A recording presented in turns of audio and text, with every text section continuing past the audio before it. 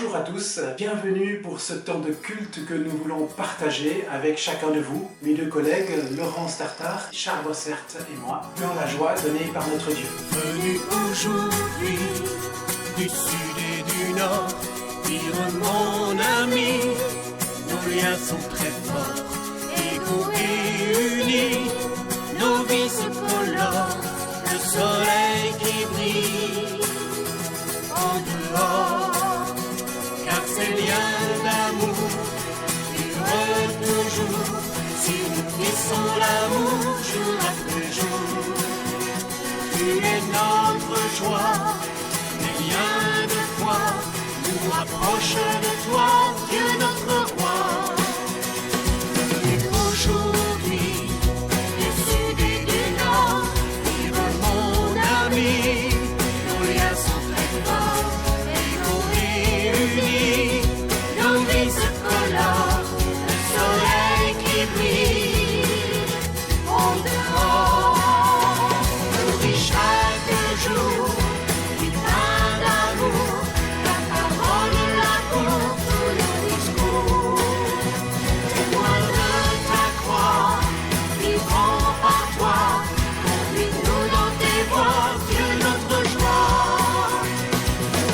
Aujourd'hui, du sud et du nord, vive mon ami, nos liens sont très forts, égaux et unis. Nos vies se colorent, le soleil qui brille en dehors. Conduits par l'esprit sur nos chemins, nous sommes des témoins des aujourd'hui. Sur ces sentiers étroits, tu nous envoies, oui tu nous guideras à chaque pas.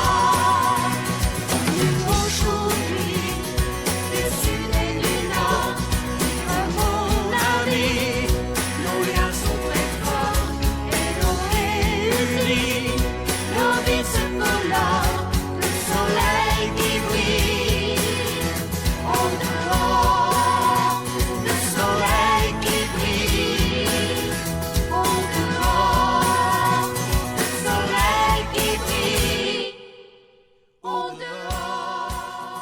Nous prions. Seigneur notre Père, merci pour nos questions et nos incertitudes, pour nos doutes et nos tâtonnements. Tu es le Dieu qui se laisse toujours chercher, justement parce que toi, tu nous as trouvés. Tu viens à notre rencontre et tu fais toutes choses nouvelles.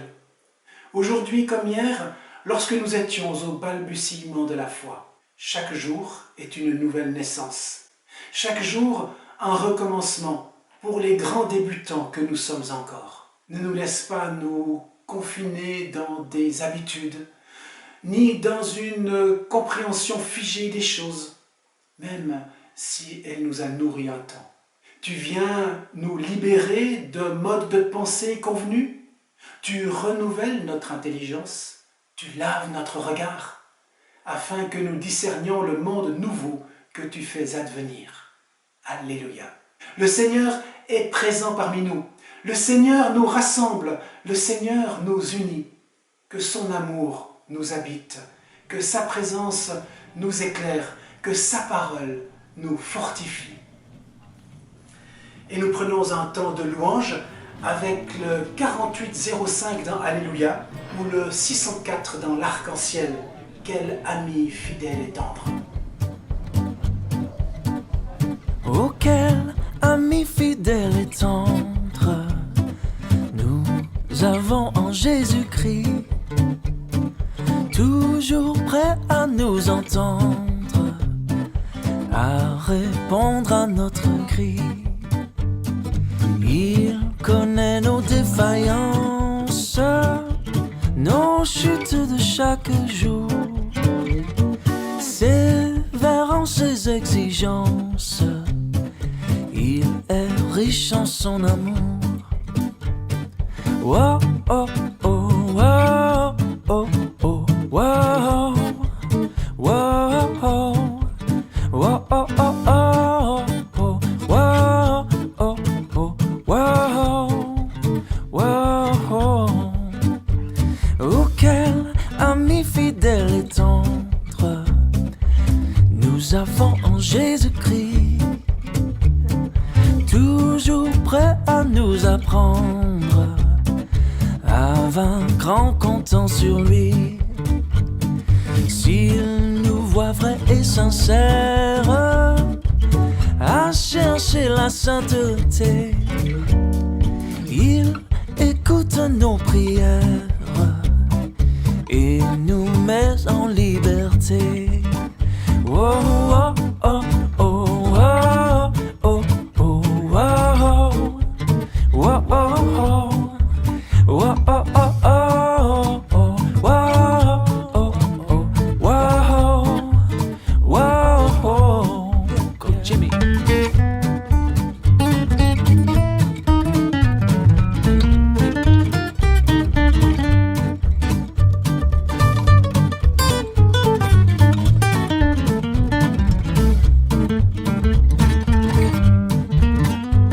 Oh, quel ami fidèle et tendre nous avons en Jésus-Christ. Bientôt il viendra nous prendre pour être au ciel avec lui.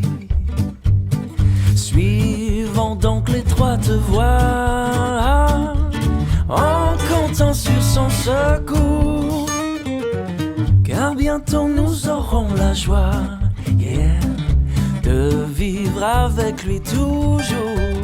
Oh, oh, oh, oh, oh, oh, oh. Nous prions encore. Merci, ô mon Père, pour ce jour qui est aussi ton jour. Tu nous le donnes à chacun et à tous. Qu'il soit lumineux comme le regard que tu poses sur chacun. Qu'il soit brûlant comme le souffle de ton esprit dans nos cœurs. Qu'il soit réconfortant comme l'eau de ta parole qui coule de ta présence. Louange à toi. Amen. Nous allons retrouver les 3 pèlerins d'Emmaüs d'après l'évangile de Luc et ce qui leur arrive avec nos regards complémentaires. Juste avant, écoutons ou chantons le 44-14 d'Alléluia ou 602 d'Arc-en-Ciel. Ô prends mon âme.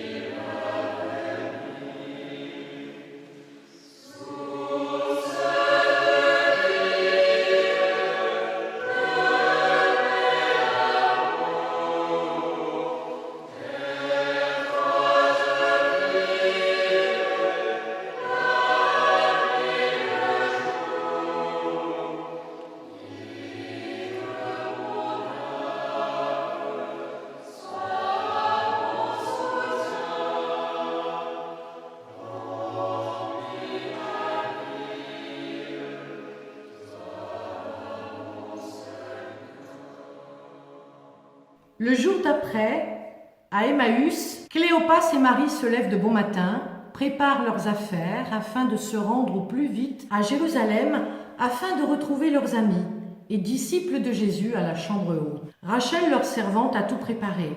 Elle ne les accompagne pas. Seule Emma d'Emmaüs, qui connaît bien Marie, la mère de Jésus, a décidé de faire route avec eux. Ils quittent la maison avant que le soleil ne soit levé. Emma ne veut pas marcher sous un soleil de plomb, et puis marcher à la fraîcheur matinale, cela convient parfaitement à Cléopas. Ils arriveront dans la matinée, bien avant que les brouhahas de la vie quotidienne n'aient envahi la ville. Ils se mettent en chemin, silencieux. Revenir à Jérusalem, pense Marie, leur dire cette fois que leur maître est vivant. C'est ce qu'il y a de mieux à faire au fond. Elle leur dira qu'ils l'ont croisé, lui ont parlé, qu'il a partagé le repas avec eux. Ils l'ont vu. Même Cléopas et cette fois tous les croiront. Elle gardait cela pour elle. Marie marchait d'un bon pas. Emma marche avec elle. Cléopas les suit, l'air soucieux. Que va-t-il leur dire? Comment? Et puis, est-ce vrai? N'a-t-il pas rêvé? Jésus est vivant, pourtant il l'a vu lui aussi, mais il n'est pas avec eux ce matin. Il est parti si vite la veille. Pourquoi? Cléopas a du mal à croire à cette rencontre. Il n'arrive pas à croire que tout est vrai, qu'il n'a pas rêvé parce qu'il est impossible à un humain de revenir à la vie. Pourtant, soudain Marie se retourne et aperçoit Cléopas qui parle tout seul, en cheminant de plus en plus lentement. Il gesticule comme s'il cherchait à convaincre une foule invisible. Elle le hèle et le sort de ses pensées. Il les rejoint. Cléopas les dépasse et prend son rythme de marche ordinaire, celui de l'homme préoccupé et pressé qu'il est d'habitude. Il faut être à Jérusalem dans 2 heures et il n'y a pas de temps à perdre. Il faut leur dire et tirer tout cela au clair parce que justement ce n'est pas clair et que l'on est dans l'ère de l'improbable, de l'impossible, leur lance-t-il. Emma et Marie le regardent un instant, perplexes. Elle rit en cachette, réajuste leur voile et lui emboîte le pas, légère et joyeuse, sans souffler mot. Ils font route en silence jusqu'à Jérusalem. Cléopas les guide. La traversée de la ville se fait sans encombre. Il est tôt et les gardes n'ont pas encore commencé les contrôles et les patrouilles. Ils vont passer par les petites rues, les passages secrets de la vieille ville et arrivent à la chambre haute vers la 2e heure du jour. Ils sont tous là installés autour des tables et attendent que les femmes leur servent le premier repas de la journée. Du pain, du poisson, des fruits, des herbes, des œufs, le tout arrosé d'eau, de xérès et du vin mélangé d'eau de grenade et d'herbes macérées. L'arrivée de Cléopas, Marie et d'Emma perturbe quelque peu la quiétude du repas. Jacques se lève et les accueille étonné. « Bonjour les amis, que faites-vous là? Je vous croyais à Emmaüs pour quelques jours avant de rentrer chez vous en Galilée. » Cléopas ajoute en embrassant son ami. « Merci, nous allons bien. Nous sommes bien allés à Emmaüs et là nous avons rencontré le maître Jésus sur la route. Nous ne l'avons pas tout de suite reconnu. Il nous a accompagnés, est venu chez nous, a partagé le pain et puis il a disparu de devant nos yeux. Impossible, non? Il est vivant. Est-ce que tu te rends compte, Jacques, il est vivant. Il va falloir l'expliquer et le dire à tout le monde. »« Tu es sûr que ça va bien, Cléopas ?» lui demande Jacques. « Oui, Cléopas va très bien, reprend Marie d'un ton réprobateur. Voyons, Jacques, tu ne supposes tout de même pas que Cléopas a perdu l'esprit. Et figure-toi que moi, Marie de Magdala, Myriam et Emma l'ont vu aussi à Emmaüs. Et aussi au grand... » Jardin lui coupe la parole et lance. « Mes amis, je suis heureux de vous savoir sains et saufs, bien que très éprouvés et fatigués. Venez, asseyez-vous. » On s'apprêtait à partager ce modeste repas. Jacques les fit rentrer, il prit leurs affaires de voyage et les installa autour de l'une des tables encore libres dans la chambre haute. Tous étaient très étonnés de les voir. Les compagnons de Jésus, ses amis et les femmes les pressèrent de questions. Elles parlaient entre elles et riaient. Elles semblaient heureuses, non pas de se revoir, mais des nouvelles que leur donnaient Marie et Emma d'Emmaüs. Leur bonheur contrastait avec l'air sérieux et inquiet des hommes. Cléopas racontait son histoire. Tous l'écoutaient avec attention. Ils s'inquiétaient de sa santé. On le soupçonne d'être perturbé par le chagrin et d'avoir eu des visions, d'être extrêmement fatigué. Tous étaient d'accord pour dire qu'il était parfaitement inutile de donner crédit aux propos des femmes. « Ne les écoute pas, Cléopas, disait Jean. Je demande à voir, lance Thomas à travers la pièce. Je veux des preuves qui sont étangibles et possibles. Des preuves, lance Marie en riant. Mais tu as les faits si ça ne te suffit pas pour croire, Thomas. Elle se lève, les regarde en souriant, calme et d'une voix claire leur dit. Nous tous ici, nous croyons que notre maître est réveillé des morts. Nous croyons aux paroles qu'il nous a dites avant de quitter ce monde. Nous l'avons écouté avec attention et quand il cheminait avec nous hier sur la route, ce n'est pas un fantôme qui nous parlait, ni au tombeau. Ce tombeau était vide, bien sûr. Les hommes, nous les avons vus et entendus. Ils nous ont dit que nous nous trouverions ici, aujourd'hui. Mais comme Cléopas a du mal à mettre sa foi en dehors de ce qu'il croit être sa vérité à lui, il nous a rejoints. C'est bien lui qui cheminait avec nous. C'est encore lui qui nous parlait. C'est lui qui a partagé le pain. Je ne l'ai pas reconnu tout de suite, mais mes yeux se sont ouverts et je l'ai vu comme je vous vois aujourd'hui. Marie, tais-toi, par pitié. Laisse-nous discuter, s'il te plaît. Ne te mêle plus des affaires qui, au fond, ne concernent que nous, ses compagnons, lui lance d'un ton sec Cléopas. Toi aussi, Cléopas, tu viens de nous dire que tu l'as vu vivant, et que c'est vrai, même si c'est impossible. N'est-ce pas ce que tu affirmes, lui dit Pierre? Il faut savoir si vous êtes tous devenus fous, si vous avez halluciné ou pris un coup de chaleur, et si au milieu de tout ce que vous venez de nous raconter, il peut y avoir une part de vérité, ajoute Pierre qui s'est redressé d'un ton inquiet. C'est vrai, écoutez-les, j'ai envie d'entendre et de comprendre, mais comme vous parlez tous en même temps, c'est impossible. Oui, vous ne faites que vous contredire tous les trois, et Cléopas dit qu'il l'a vu, mais ne peut pas se résoudre à le croire vivant, parce que c'est impossible, dit Philippe.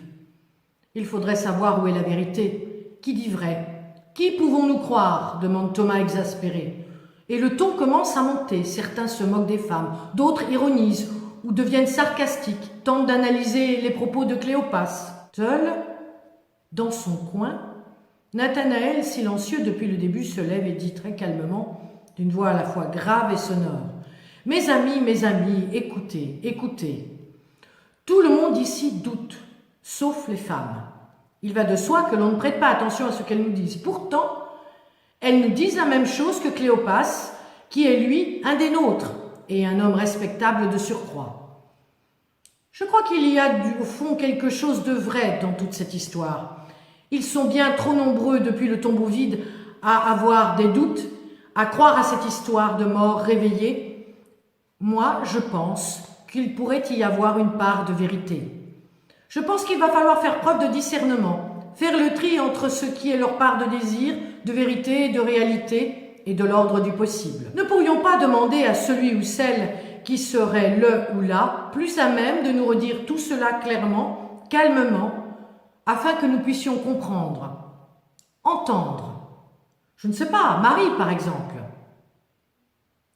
Le silence retombe sur la chambre haute et comme des enfants pris en flagrant délit de disputes inconsidérées, ils baissent tous le nez et se taisent un long moment. Personne n'ose intervenir. Un à un tourne la tête vers Marie. Elle se redresse, installe quelques coussins pour caler son dos et commence à leur raconter ce qu'elle a vu, entendu, vécu, quand soudain, un homme entre dans la pièce, se tient debout devant eux. Personne ne l'a entendu frapper, personne ne l'a vu entrer. La servante elle-même n'a pas bougé. Personne n'a vu la porte s'ouvrir, ni même entendu ses pas sur les dalles du petit vestibule. Il est là pourtant, debout, vivant. Il les regarde un à un, silencieux, les observe et leur dit « Bonjour, frères et sœurs ». Tous sont consternés, étonnés, effrayés. Aucun son ne peut franchir leurs lèvres. Seules les femmes l'ont reconnu. Elles ne semblent pas surprises de le voir, sauf peut-être les servantes qui ont disparu dans la cuisine en poussant de grands cris et en levant les bras au ciel. « Pourquoi êtes-vous si troublés? Pourquoi doutez-vous? Regardez-moi, c'est bien moi, votre maître, Jésus. Touchez-moi si vous voulez, serrez-moi dans vos bras pour me saluer et m'accueillir si vous en avez envie ou besoin pour croire. Vous savez bien qu'un esprit n'a pas de corps, et vous voyez bien que je suis fait de chair et d'os, ajoute Jésus en leur souriant. Tous le regardent comme s'il tombait du ciel, ne sachant s'il devait rire ou pleurer, hurler de joie ou se taire. Soudain, Pierre bondit, se lance vers lui, le serre et l'embrasse. « Maître, que je suis heureux de te voir. C'est vrai que tu es vivant. Regardez mes amis, il est vraiment... Je peux le toucher. » Un à un, alors, ils se lèvent, viennent saluer Jésus, et soudain une joie emplit la pièce. On rit, on pleure, on s'étonne, on s'exclame, quand Marie d'une voix calme leur dit « Tais-toi, Cléopas, et vous autres, vous voyez aussi comme je vous vois et le vois. Il est vraiment vivant, Jésus, je vous l'avais dit, je le savais, je le sentais, il ne pouvait pas être mort. Vous me croyez maintenant? Alors, n'avais-je pas raison? Laissez-le tranquille. Viens, viens, maître, viens t'asseoir avec nous. » Marie le prend par la main avec autorité et le fait asseoir auprès d'elle. Jésus s'installe, prend son temps, s'assoit et se tourne vers ses amis. Il leur demande « Avez-vous quelque chose à manger ?» Tirés de leur stupeur et de leurs émotions contradictoires, ils se bousculent pour lui présenter les plats. Jésus choisit du poisson, prend du pain, quelques olives, grappille du raisin, prend un verre de vin de Grenade aux herbes qu'on lui tend. Il commence à manger. Tous s'installent et commencent aussi le repas, en silence. Le calme règne dans la chambre haute. La paix semble être revenue.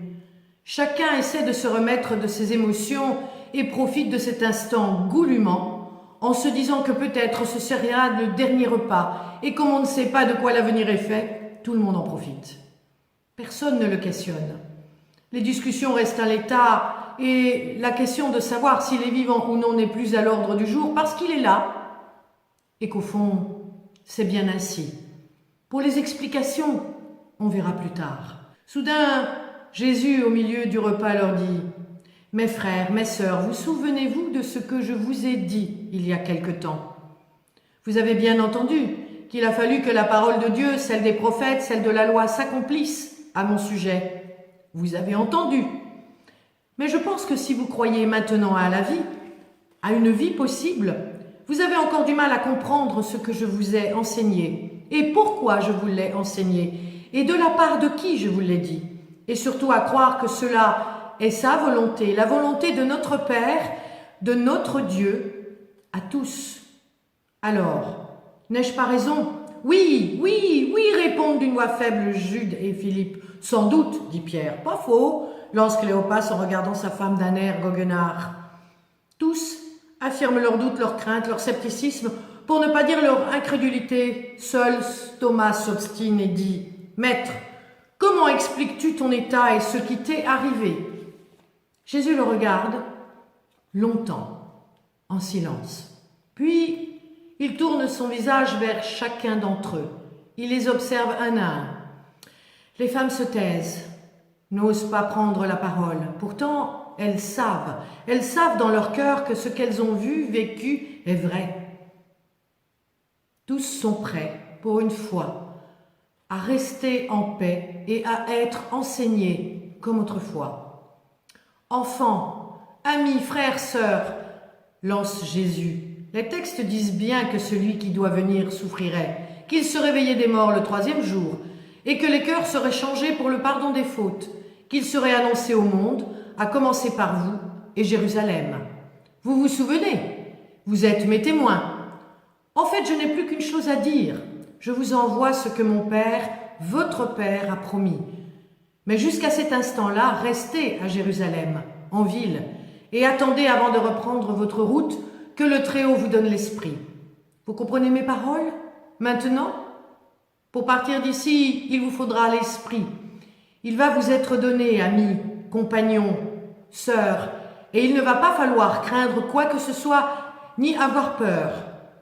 Alors prenez comme moi maintenant le risque de la vie. Cessez de vous quereller, de douter, d'avoir peur, d'être effrayé. Croyez simplement que la vie est possible. N'êtes-vous pas vivant vous-même? Alors que votre cœur s'apaise et que votre âme s'allège. Jésus se lève et comme il le fit un jeudi avant sa mort, il leur demande de s'avancer les uns après les autres, hommes, femmes et servantes, et tous ceux qui sont avec eux. Il les bénit tous. Puis il sort et disparaît. À nouveau, il se retrouve seul dans la chambre haute. Cléopas court à la porte pour regarder où il est parti. Il n'est plus là. Marie les regarde et leur dit « Je vous l'avais dit, je vous l'avais dit. Il est vivant, mais de cette vie qui ne nous appartient pas. Il est là avec nous, mais nous ne pouvons plus le prendre comme il était. Moi, je le sais, je le crois, parce que moi, Emma, Marie de Magdala, Myriam et les autres femmes ici le savent, le croient, ont mis leur foi en leurs paroles. Oui, il est vivant, de cette vie autrement. Oui, Cléopas, oui, Thomas et vous autres, vous croyez maintenant que cette vie est possible, de ce possible qui n'appartient qu'à notre Père et notre Seigneur. Amis, venez, finissons notre repas, je vous en prie. Viens, Cléopas, je crois que dehors il n'y a rien à voir. Il y aura beaucoup à dire par contre. Alors prenons des forces, car il va en falloir pour leur dire le tout de cette histoire. Et que dire, Marie ? Et comment ? Demande Jacques.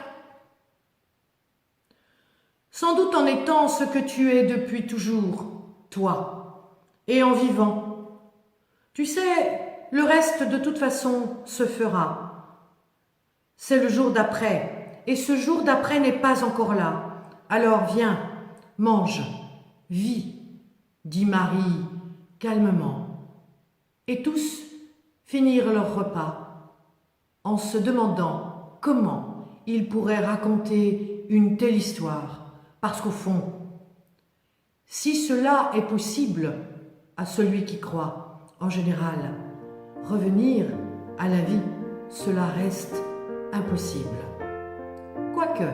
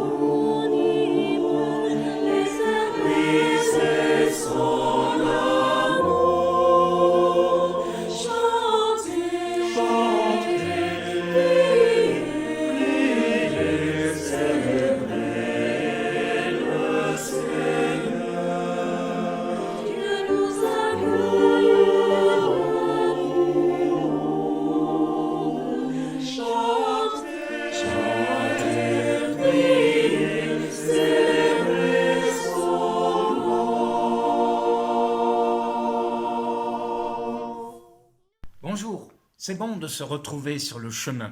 Souvenez-vous, dimanche dernier, nous étions ensemble avec Cléopas, sa femme Marie, qui étaient en train de quitter Jérusalem, la ville sainte, en y laissant tous leurs espoirs de changement liés à ce rabbi Jésus dont ils ont parlé. Celui-ci avait été crucifié par les Romains, rejeté par les religieux, trahi par ses proches, et pourtant c'est lui-même qui les avait rejoints sur le chemin sans qu'ils le reconnaissent. Ces heures de marche sur le chemin, ces kilomètres, ils ne les oublieront probablement jamais. Ils n'oublieront pas non plus ce compagnon qui les a rejoints, qui les a écoutés, qui leur a parlé et qui a expliqué tant de choses. Bien sûr, rien n'avait changé dans leur vie, mais l'éclairage était différent. Le recul salutaire qu'ils étaient en train de vivre donnait de nouvelles perspectives. Et cette rencontre sur le chemin leur permettait de voir les choses différemment. En eux commençait à monter une grosse envie de rester avec lui, d'en savoir davantage, de se sentir bien, en communion. Il y avait comme une chaleur, un feu qui montait en eux. Un déplacement bien plus profond avait commencé tout au fond de leur vie. C'était le soir, et l'aube était déjà tout près. Ils étaient en train d'apprendre a ressuscité, sans le savoir, sans s'en rendre compte. Et ils n'avaient pas, mais alors pas du tout, envie de laisser partir leurs compagnons.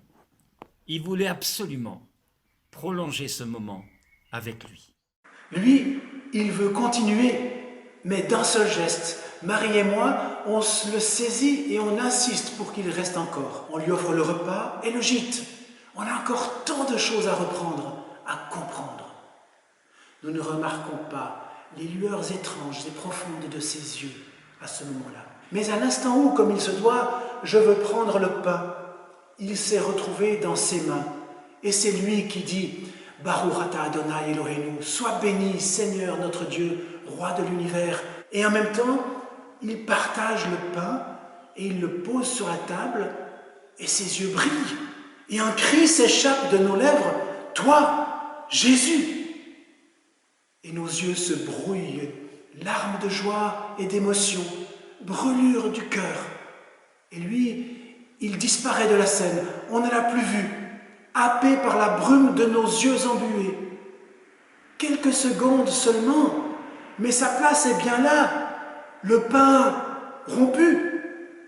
Et on se regarde comme jamais, Marie et moi. Cléopas et Marie voulaient quitter le lieu de leur désespoir. Et finalement, ils vont être déplacés beaucoup plus loin que ce qu'ils pensaient.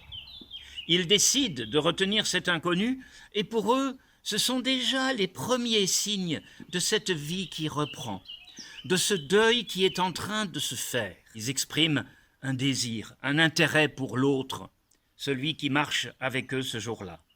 Eux qui n'avaient plus goût à rien, tout à coup, ils retrouvent un appétit et même un projet. Ce qui les ressuscite, ce n'est pas leur force d'esprit, leur courage, leur volonté. Ce qui les ressuscite, c'est de prendre le temps pour manger avec un autre, retrouver une proximité, une vraie communion de désir, de partage, d'échange, de tendresse, d'humanité, tout simplement. C'est l'essentiel de ce qui vous reste qui devient l'essentiel de la vie qui vous reste. Malgré tout, nous sommes portés vers la vie. Une vie ne vaut rien, mais rien ne vaut une vie, disait Malraux. Et même si parfois nous pensons que ça vaut plus la peine de continuer à vivre, en nous il y a cette force de vie qui peut être réveillée à chaque instant. Il y a quelqu'un en nous qui demande à être ressuscité. Ce quelqu'un, je l'appelle le Christ, qui jamais ne s'impose. Arrivé au village, il fait mine d'aller plus loin. Il attend. Et puis là, à table, il prépare le pain, comme il l'avait fait au bord du lac, où il a fait un feu, a préparé le poisson. Il nous attend, il ne veut pas que nous restions dans le malheur et dans le non-sens. Il prépare, il prévoit déjà, avec nous et pour nous, la suite. À nous d'y entrer. Désormais, ils vont pouvoir reprendre la route. Ils savent qu'il sera là pour les relever, même s'il a disparu définitivement après avoir rompu le pain. Ils ont terminé leur deuil, même s'il y a des souvenirs qui resteront toujours. La vie qui reprend ne sera pas la même, plus jamais. Le nouveau projet consistera à dire, à montrer, à témoigner que la mort est une porte, une ouverture vers la vie. Nous aussi, nous sommes invités à le faire en tremblant. Commencer à dire autour de nous cette vie qui arrive. Ce sera leur nouveau projet. Montrer, témoigner que la mort a perdu. Nous le faisons en tremblant. Nous essayons de l'expliquer et nous sommes gênés. Mais nous le ferons, car comme le disait Alain Ouzio, le crépuscule du désespoir et l'aube d'un nouvel espoir s'enroulent l'un à l'autre, sans qu'on sache comment, autour de la roue d'un mystère auquel nous sommes invités à croire. Et au cœur de cette roue, il y a le vide du tombeau vide, qui peut être un vide en nous. Laissez rentrer le Christ afin qu'il vive en nous. Cléopas et Marie ont accepté de se laisser déplacer par ce compagnon rencontré sur le chemin. Il ne leur a pas dit où aller, il ne leur a pas dit comment faire, il les a juste remis debout. Et ils vont se remettre en route ce soir-là. Nous ne nous sommes pas posé la question où il était parti, pourquoi ou comment il a disparu. Aucune importance. Désormais, il faut le raconter aux frères et aux sœurs de Jérusalem. Il faut faire vite, parce que là, les choses vont changer. C'est l'évidence même. Arrivés à la maison, ils sont là, hommes et femmes, excités par d'autres témoins. Nous ne sommes donc plus les seuls à l'avoir rencontré, lui. C'est énorme. On est les mêmes et pourtant nos regards et nos gestes changent. Hommes et femmes, jeunes et moins jeunes, tous reçus, aimés, envoyés. C'est sûr, on va prendre la route et parler de lui pour que chacun le rencontre dans sa vie.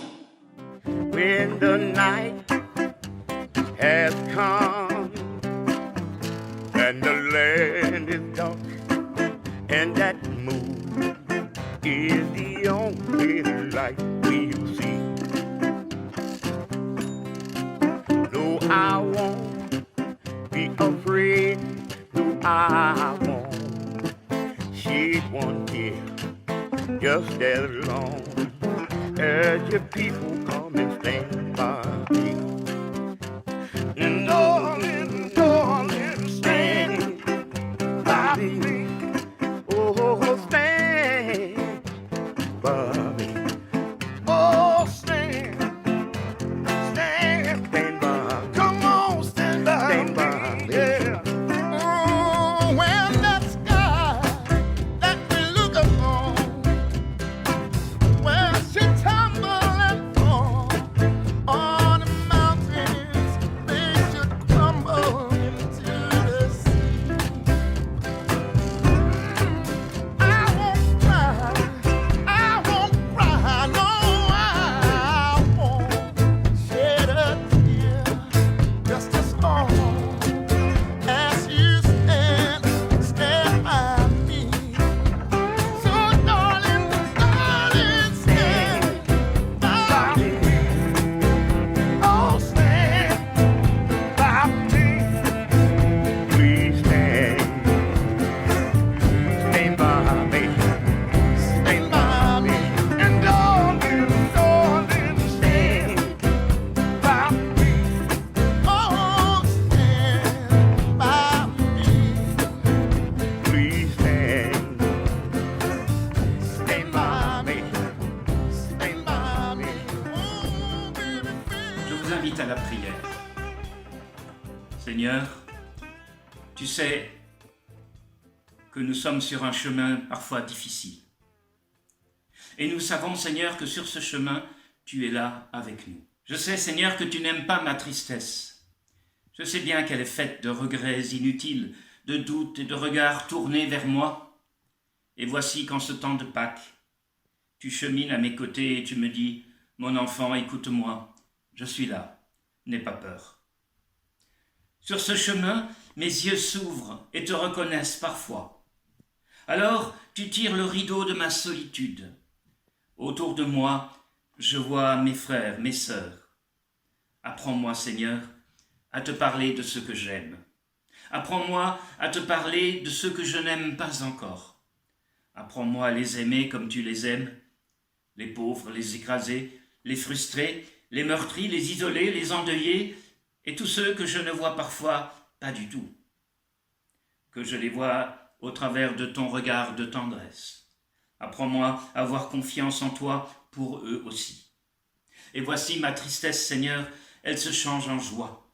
Vouloir ce que tu veux, aimer ce que tu aimes, c'est entrer dans ta joie. Demain, Seigneur, ce sera encore la Pâque. Demain, je serai encore avec toi sur le chemin jusqu'à la dernière heure. Béni sois-tu pour ta présence avec moi sur ce chemin. Amen.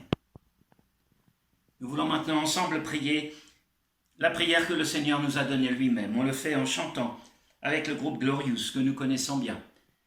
Et ce Notre Père que nous avons souvent chanté ensemble ici dans notre région.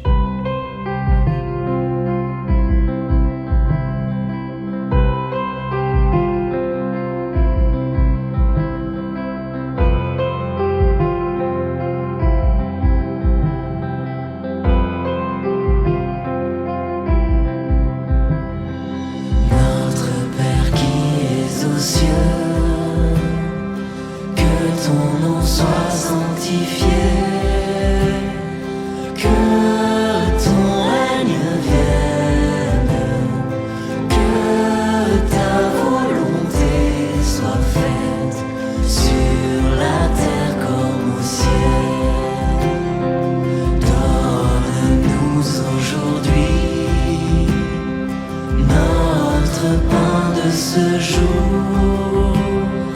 Pardonne-nous nos offenses, comme nous pardonnons aussi à ceux qui nous ont offensés. Ne nous laisse pas entrer en tentation, mais délivre-nous du mal. Car c'est à toi qu'appartiennent le règne, la puissance et la gloire pour les siècles des siècles.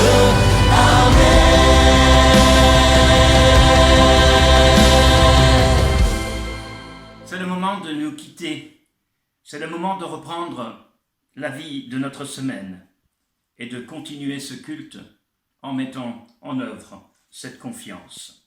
Après cette bénédiction, vous entendrez un Amen Gospel chanté par le Amen Tribute Gospel Singers. Nos cœurs s'ouvrent à cette grande communauté d'hommes, de femmes qui aujourd'hui encore espèrent, prient, cherchent et marchent. Nous voulons marcher avec eux. Que chacune et chacun puisse voir tout près de lui celui qui marche à ses côtés, recevoir sa parole et en vivre. Alors, allez et restez dans sa paix. Amen. Très bon dimanche à vous tous.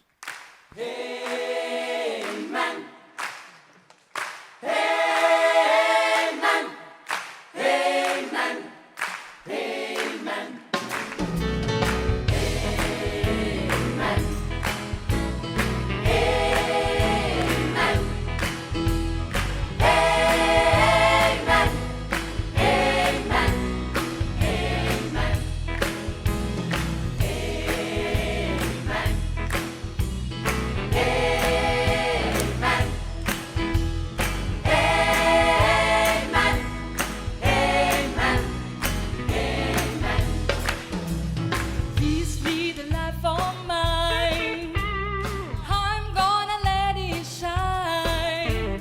And this little life of mine, I'm gonna let it shine.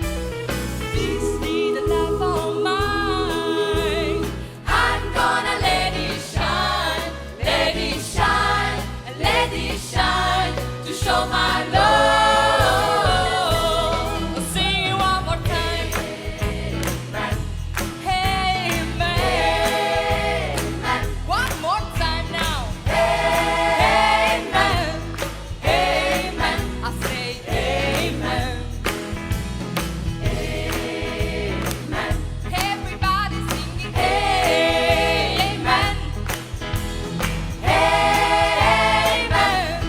Amen. I say amen. Everywhere I go, I'm gonna let it shine.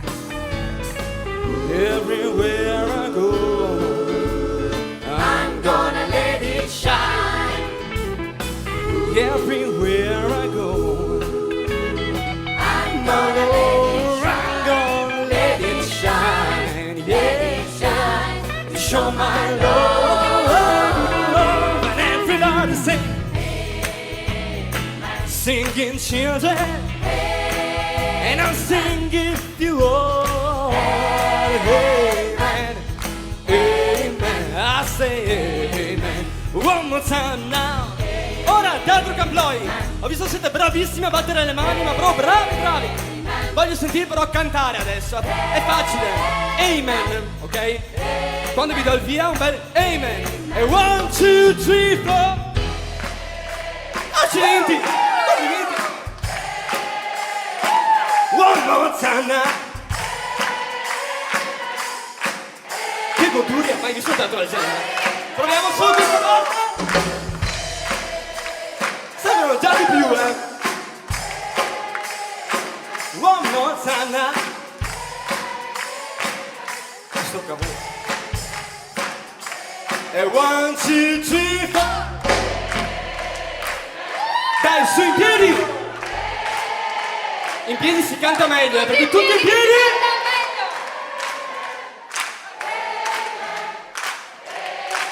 One more time now. Singing children.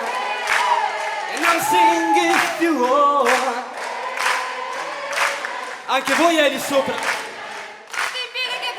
Tutti in piedi su! Singing children. And I'm singing you all.